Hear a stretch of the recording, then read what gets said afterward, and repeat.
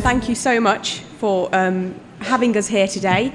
And the BHA, the British Humanist Association, very proud to sponsor this event, and it's been a real eye-opener for me as well to see the humanist and the free-thinking movement here in the Philippines. When I first found out about the conference, I was really excited about coming to the Philippines because I'm a massive Manny Pacquiao fan. But then when I got here, I was having a conversation with the PATASCON people last night, and I was really... Sorry? Okay, sorry. Okay. I was really upset to hear about his influence here, the negative influence that he's had, and how he's effectively being used as a mouthpiece for the Catholic Church. So that's obviously changed my opinion of Manny somewhat. Doesn't take away from the fact that he's a fantastic boxer, but it's certainly something to bear in mind now. I've been trying to talk to as many Filipinos as I can whilst I've been here, and despite the fact coming here knowing that over 80% of the country identify as being Christians, Catholics, it's very similar to the UK in the sense that when you then press people on their opinions about lots of different things, people are very secular in their outlook. When I've been talking to people about LGBT rights and anti-discrimination legislation, things like that, people seem to be very progressive in their thinking. Now, in Britain, we have an established church, the Church of England, and I think sometimes there can be the impression that, you know, things come a lot easier for organisations and the agenda that we're working on at the British Humanist Association.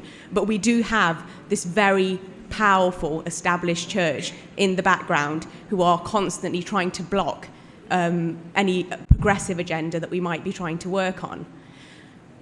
But despite that, we have excellent equality and human rights legislation, and only last year we introduced same-sex marriage. But it certainly didn't come easy, and they're always there, and they're always trying to exert their influence. But the reason that their influence is diminishing is because even those people who do identify as being religious, as being Christians, their views are such that actually they don't want their lives to be controlled by these religious doctrines. They also want equality and fairness and respect for everybody else as well. I was looking into the situation here in the Philippines, and I was, before I came here, I thought I wasn't entirely sure of what impact the Catholic Church were having within the government and on legislation. And it was amazing for me to have a look at the fact that this same-sex marriage bill has been tabled. Anti-discrimination legislation has chances of going through despite the fact that there is opposition, and I'm sure that people will just table them again, and the will of the people ultimately will override the influence of the church.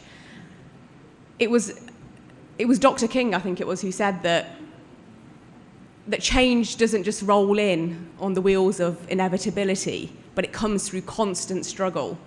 And it's been amazing to meet so many human rights and equalities activists here over the past couple of days. And I have absolutely no doubt that we will see a change here as well. And there will be full equality and LGBT rights and good quality anti-discrimination legislation here too. And I hope that we can assist you in any way that we can through our learning and our experience working in Britain to help you achieve that. So thank you again so much for having us here.